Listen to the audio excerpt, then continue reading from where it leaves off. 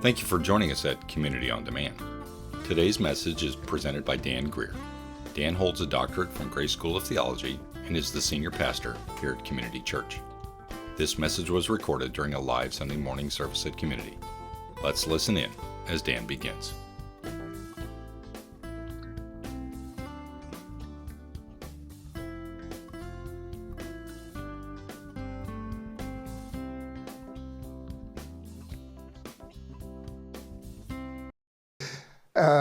We're coming into the election season. You hear all this stuff going up, and I just say, following the death of you hear a lot about socialism and communism and all that kind of stuff going on. Well, let me just throw something out there. Following Joseph Stalin's death, a little short guy by the name of Nikita Khrushchev came into power. He was a secretary of the Communist Party. And by that time, they had assembled the USSR, the Union of Soviet Socialist Republic. Okay, put them all together. And during Stalin's reign, because of socialism and because of communism, around 20 million people, they're estimated around 20 million people in that region died of starvation or persecution. It was just bad. The economy was really, really bad during that time. And I remember Nikita Khrushchev, a little kid, get mad, take a shoe up and start pounding it on something for some reason. I think he was mad at our president or something. I don't know. By the way, the DSA, the Democratic Socialist Association of America, is on the ballot several places. And that's all I'm going to say, okay? Registration out there in the back. But there's a story when Nikita Khrushchev was the secretary of the Communist Party, became the premier of the USSR. The country was in bad shape. The economy was horrible. It was so bad. You see, the government took over the factories, the plants, the sawmills, and production went down. And people were starving to death. And so what was happening is that the workers in these plants and factories and sawmills would steal from the company to sell on the black market so they wouldn't starve to death.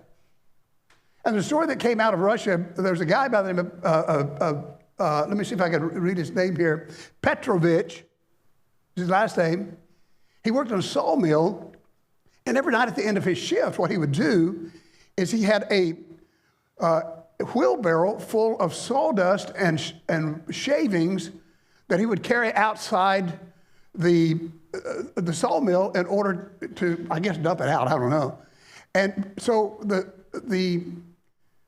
thievery was so bad that the sawmills and companies and plants, they posted guards outside the exit points to check workers as they were coming out, make sure they're not stealing stuff.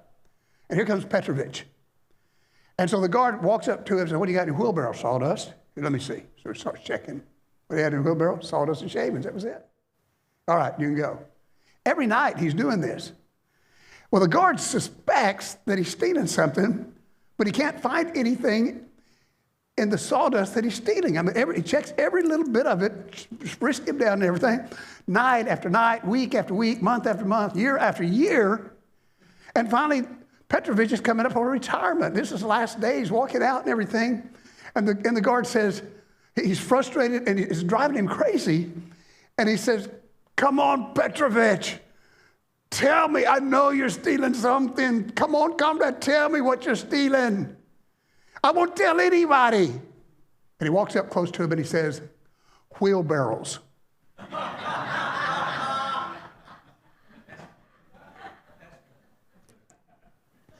I think Petrovich had a credibility gap. Wouldn't you say so? And maybe the guard too. I've titled today's message, Credibility Gap, from Matthew chapter 5, verses 33. And when I did that, trying to think of the title and everything, I did that because, to be honest with you, here across the country, we are struggling with more than a credibility gap. I mean, the hot topic item on the news media right now is how our health leaders had no credibility during the COVID pandemic.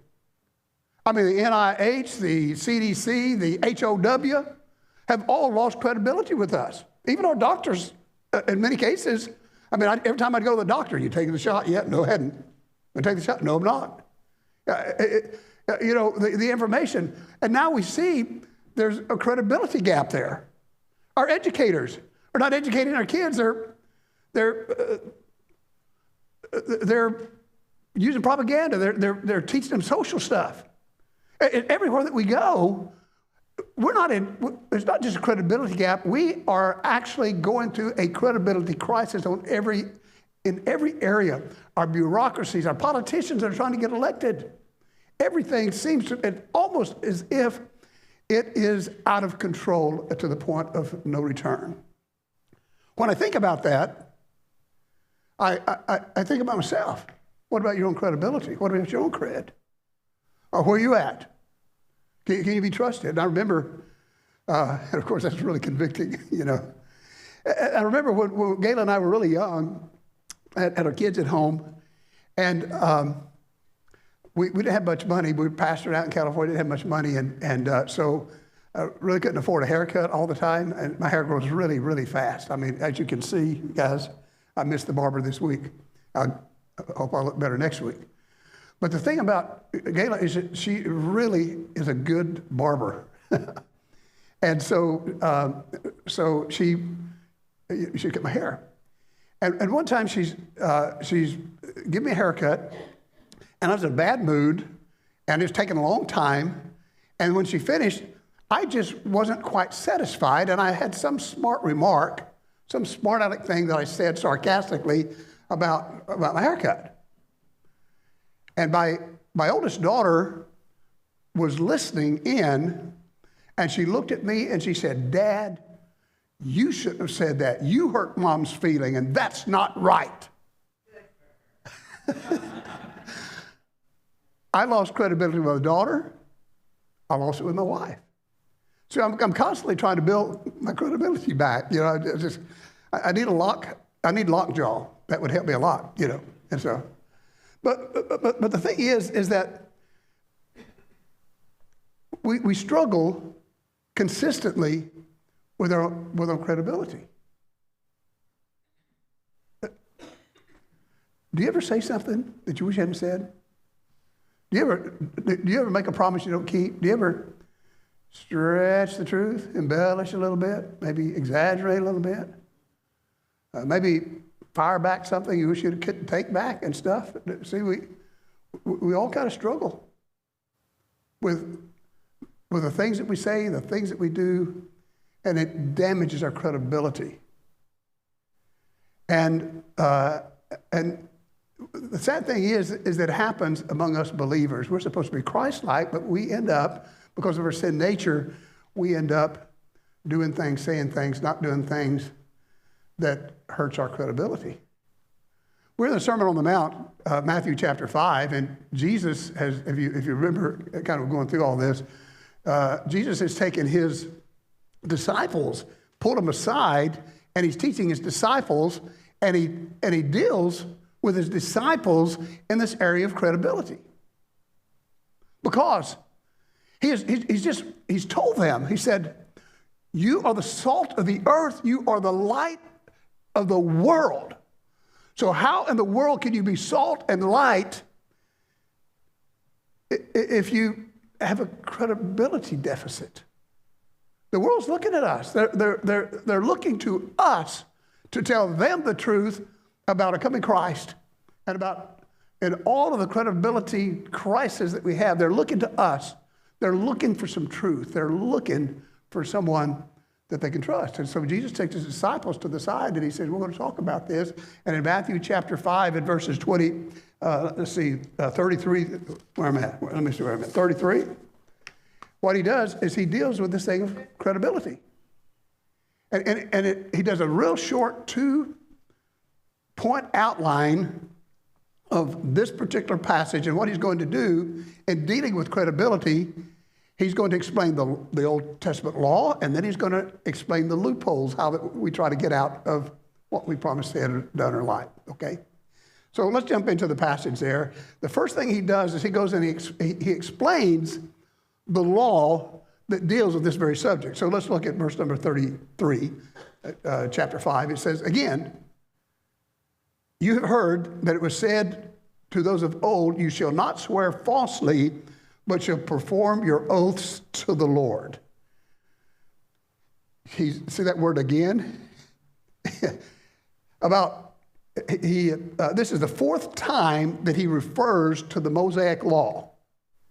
We go back, he talked about lust, he talked about anger, he talked about divorce, and now he's talking about oath. Fourth time, he says, you have heard. That means he's going back to the Old Testament law to see what the Mosaic law said about these particular things. So I think we need to stop right here and go back to the particular law that he's talking about over in Deuteronomy chapter 23, 21 through 23. So let's read it. It's up here. When you make a vow to the Lord your God, you shall not delay to pay it, for the Lord your God will surely require it of you. And it would be sin to you. What sin? Not taking the vow, not performing the vow.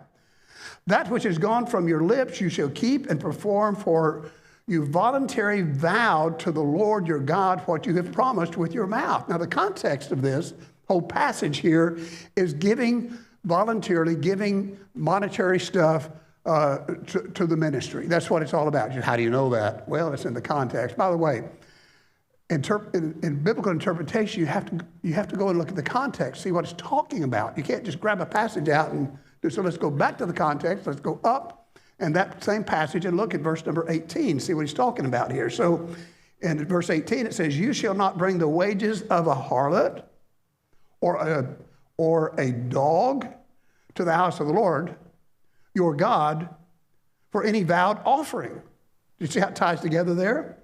For both of these are an abomination to the Lord. Don't go out and do something wrong. I was thinking this week, I was thinking, you know what, Lord, if I could just go buy a lottery ticket and it could be the one. No, I've never bought a lottery ticket. Okay, never have. But he said, that's not the way you do it. Don't go out, do something wrong, get money, come back and support the church. See? And that's what he's talking about. It's in the context here. Go to Numbers chapter 30, just kind of a commentary on it. If a man makes a vow to the Lord or swears an oath to bind himself by some agreement, he shall not break his word. He shall do according to all that proceeds out of his mouth. If he said, God, I'm going to do this, do it. And so the Old Testament law was saying, if you promise God something, he's going to require it, do it. You know, don't make wild promises out there. There's a guy in the Old Testament, his name was Jacob, and this is what Jacob did. Let me tell you the story about Jacob. So Jacob was a trickster. He was a conniver. And you know the story, he cheated his brother out of his birthright and out of his inheritance. And his brother got really mad and said, as soon as Dad's gone, you're gone, buddy. And so his mom said, I think you need to move to Uncle Laban's house until he cools down a little bit. And so Jacob leaves town before his dad dies, penniless. He cheated his brother out of the inheritance and out of the birthright, and he didn't get a dime for it. He cheated and didn't get anything. He just ran. He was penniless. He was broke. And he's going to Uncle Laban's house to work for him. I'm going to go work for my uncle and take care of his sheep. That's what I'm going to do. And he's going up there, and he stops over at Bethel, and he lays down, and God speaks to him. He has a dream, Jacob's ladder. We are climbing Jacob's ladder. That story, angels come and go. And he prays, and he says, God, I'm broke. I need help. So I'm going to make a promise to you. Everything that you give me financially, I'm going to give you 10%. He made that promise. Remember that story? He made that promise.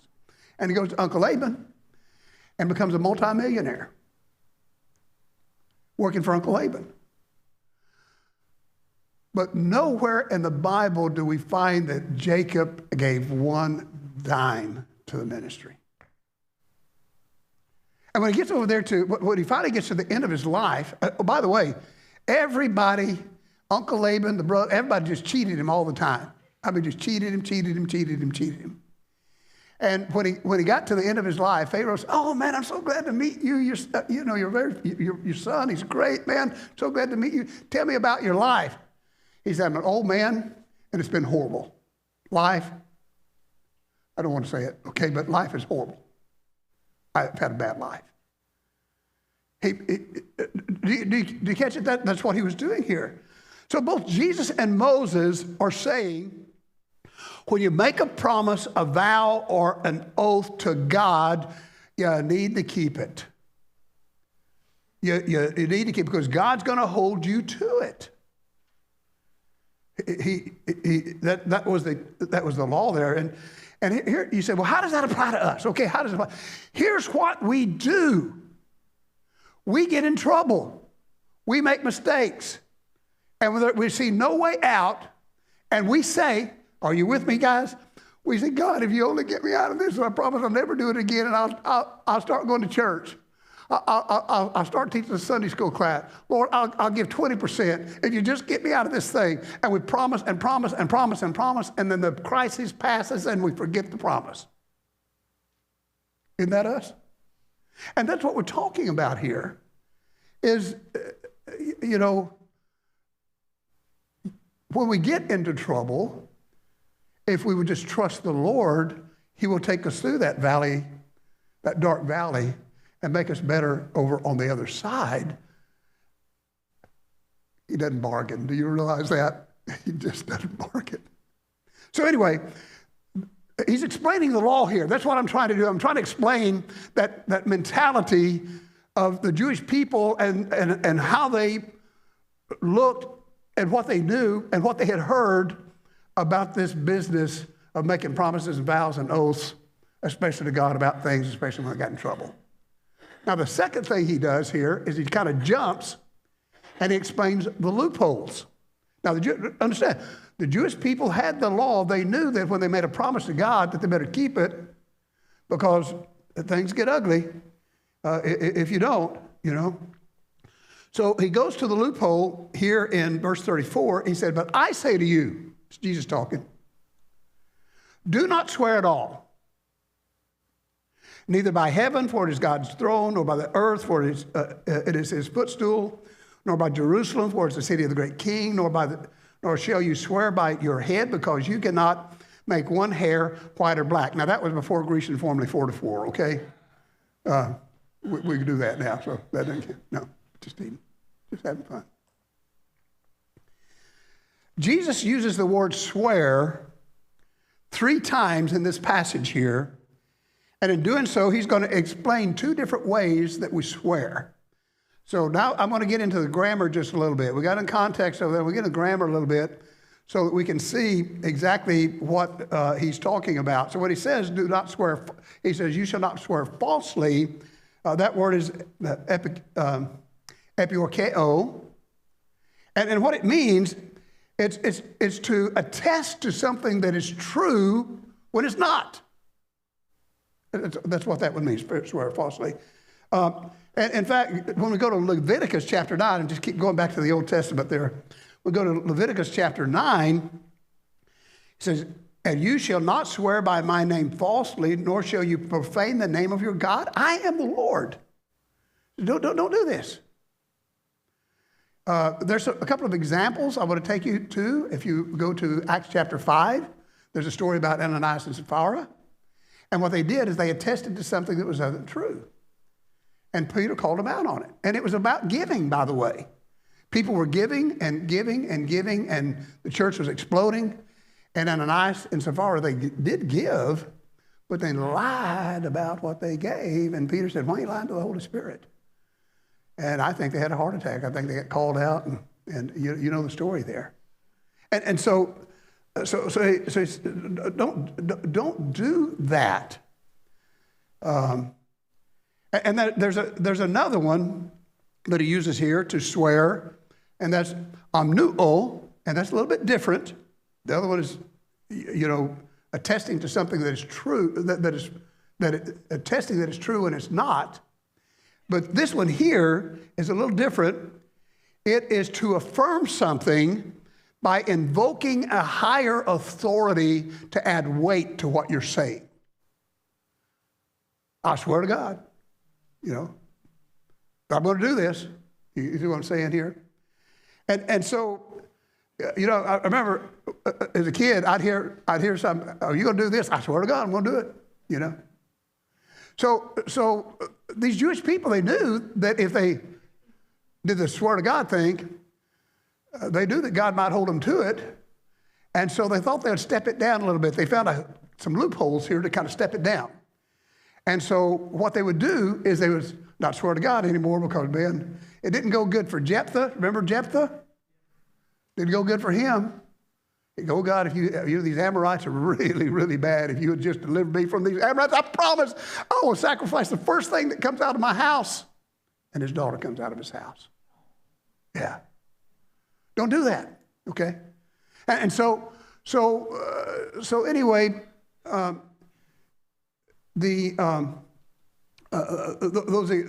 are the examples there, and so they knew not to do that, and so they just stepped it down, and they said, "Okay, I swear by heaven." And Jesus says, "You don't have any authority over heaven. That's God's throne. Come on, man." "Okay, I swear by earth." "Come on, you don't have any. That's God's footstool." "I swear by the holy city of Jerusalem." Come on, that's where the king will reign. You can't do anything there. "Okay, I swear by my own head." You say, "That really sounds weird. Did they really do that?" Well, they were doing it then to get a little bit lesser power than God, who would hold them to it. And that was kind of their loophole for swearing. You say, "Well, I'm glad we don't do stuff like that." We do. We do.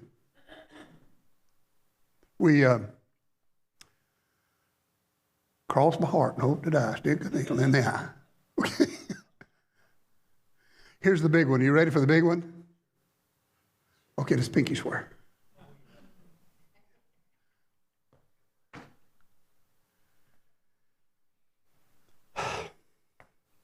We do the same thing. Here's the problem, guys. We struggle in this credibility gap. We don't know how to speak sometimes credibly. We break promises. We don't show up. We stretch the truth. We embellish. We lie. We just have this sin nature that just keeps dragging us down, don't we? And so Jesus doesn't just stop there and say, "Don't do it." Don't. What he does is he goes ahead and he teaches a lesson to his disciples to help them get through this thing and to rebuild credibility. And so I want to pick it up here and continue, because all of us struggle in this area. We just, we push it hard. We try to help God get things done. And we mess up. I mess up all the time. My kids tell me all the time when I mess up. My wife really does, So he gives us three things that we can do to help us rebuild our credibility and not fail so much in this area. Here they are. Okay, number one, learn how to speak. Look at verse number 33 there. And here's what he says. He says, "You shall not swear falsely, ... Do not swear at all, ... Learn how to speak." So he's covering both areas here of swearing, attesting to something that's true, affirming or promising something that you're not going to be able to do, overcommitting. Let's call it overcommitting, okay? And so he says, just get out of the habit of trying to add weight to what you want to do, because just adding weight to it by making some kind of vow commitment will not really work. You say, well, how can I get that mindset? Let's go to Philippians. I got a great passage of scripture for you in Philippians chapter 4 and verse 8. And it's a meditation thing, and it really helps me when I'm trying to get something done or trying to prove something, okay? If I read this passage of Scripture, it really helps me to recalibrate my credibility.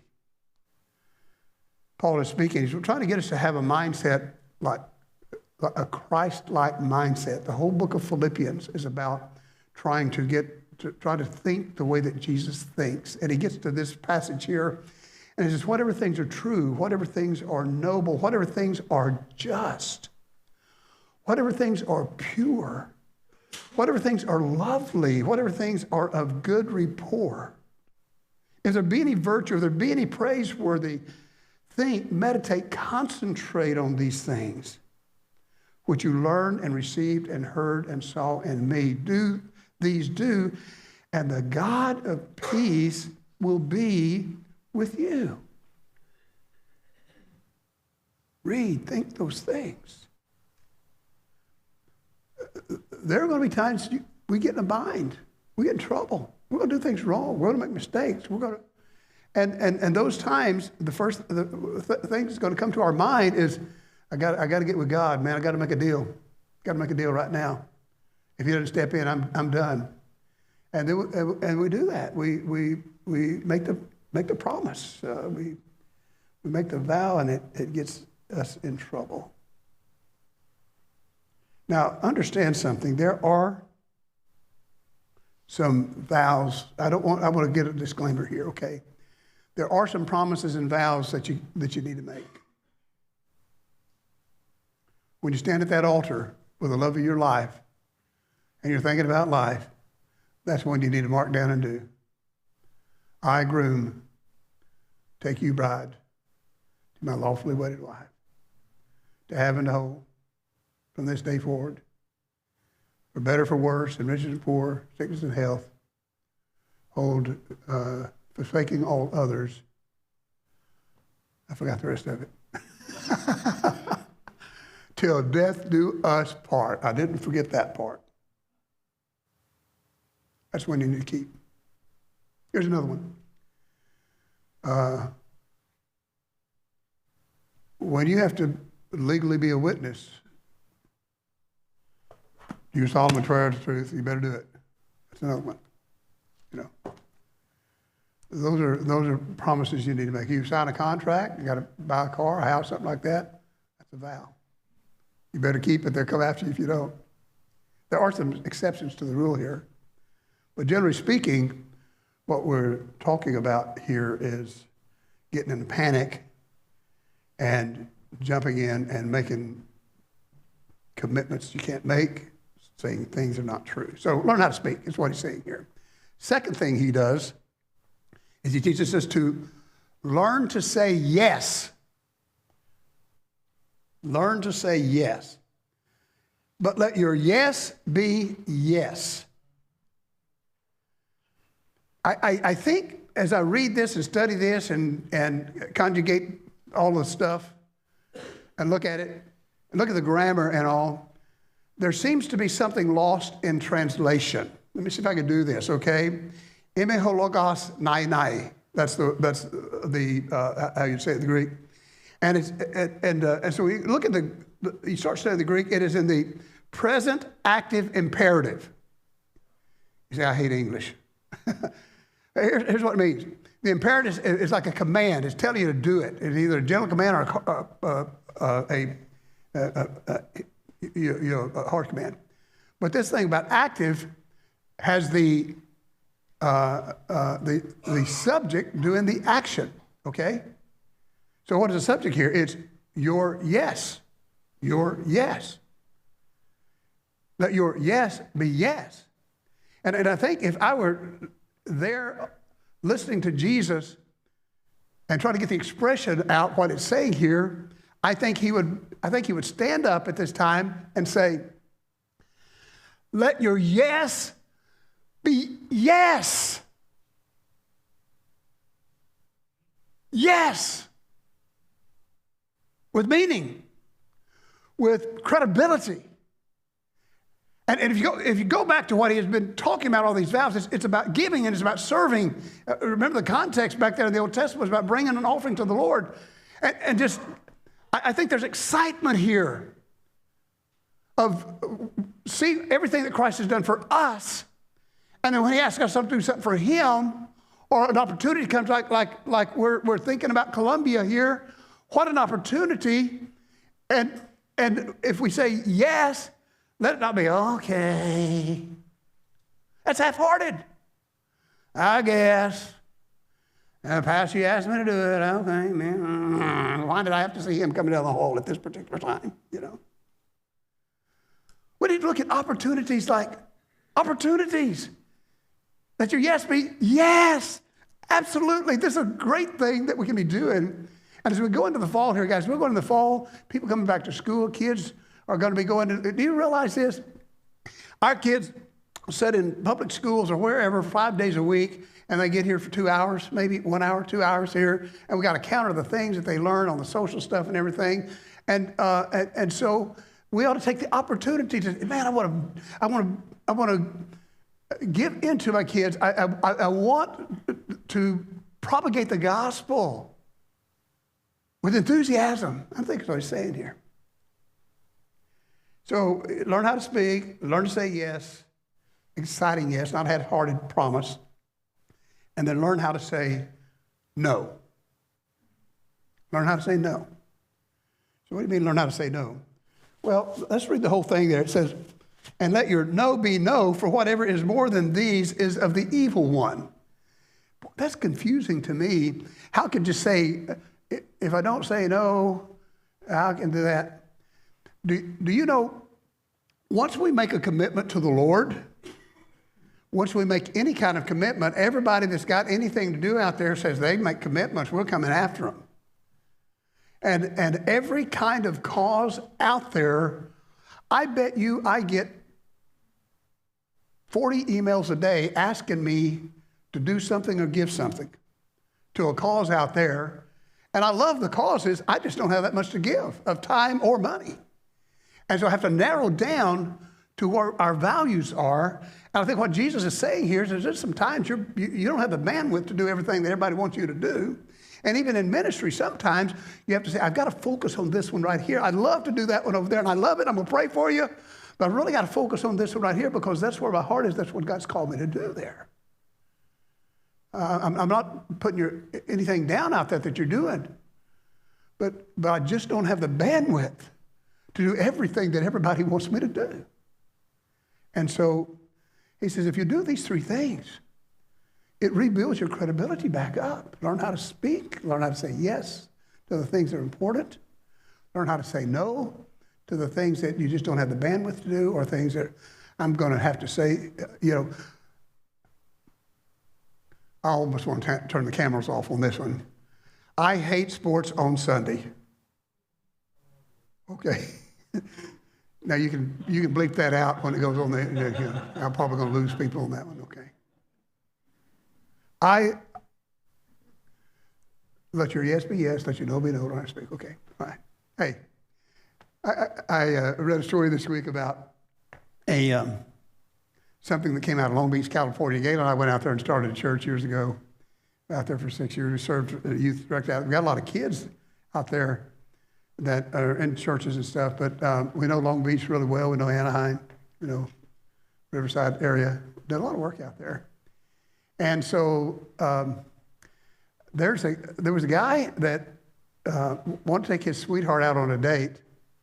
They're going to go to the beach at Long Beach, and so they loaded up the car. They put a blanket back there. They put a basket with some fruit and, just all the little stuff that they needed, but they decided that they wanted fried chicken to eat while they're at the beach, and so they went to the chicken place, and they drove through the drive-through and ordered enough 2 chicken boxes, and so right as they're getting up to the line, the manager that's going off shift is checking out his register, loading off his money, puts it in a sack, and getting ready to close out his stuff for the next guy to come along.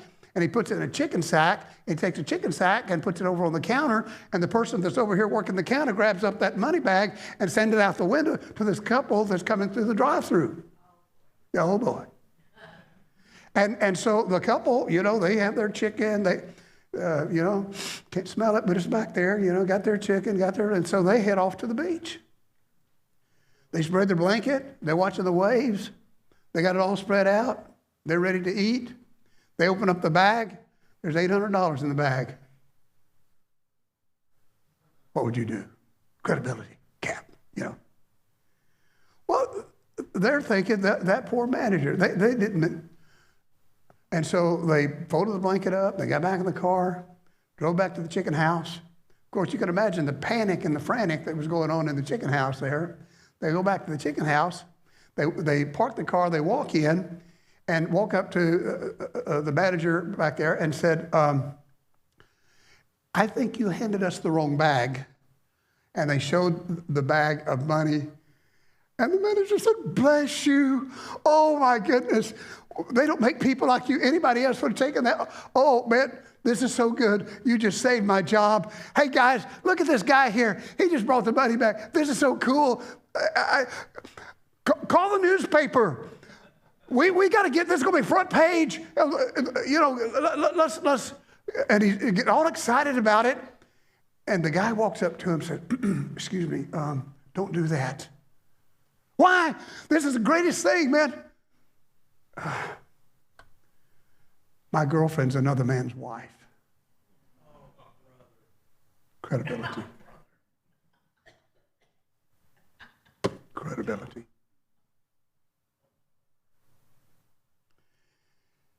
Folks, we're in a credibility crisis all over right now. We can't look to the people we used to look to for integrity. We can't look to people in leadership. We can't look to people in politics. We can't look to people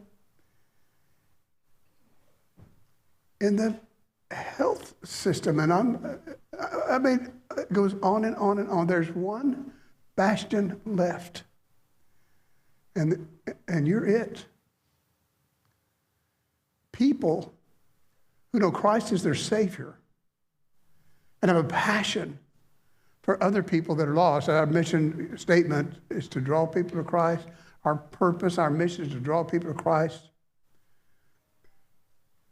equipping them to reach others. Provide an environment that draws people to Christ, equipping them to reach others. We're it. It's about evangelism. We're going to push it pretty hard this fall.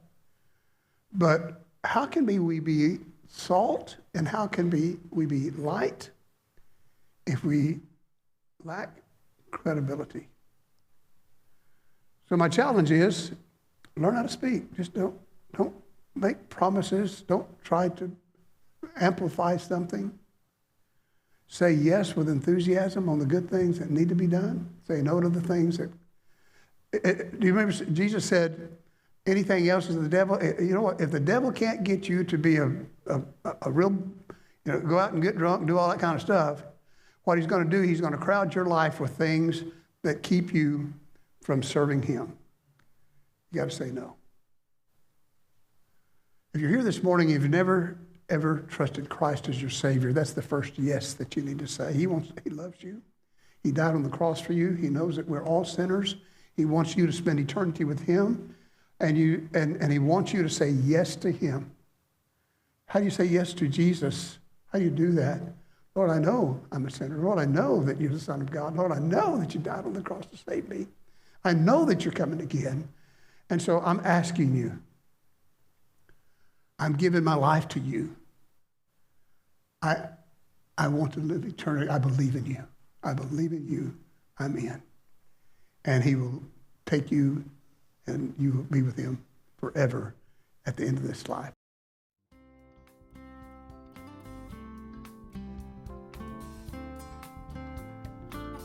On behalf of Pastor Dan and the folks at Community, thank you for joining us today at Community on Demand.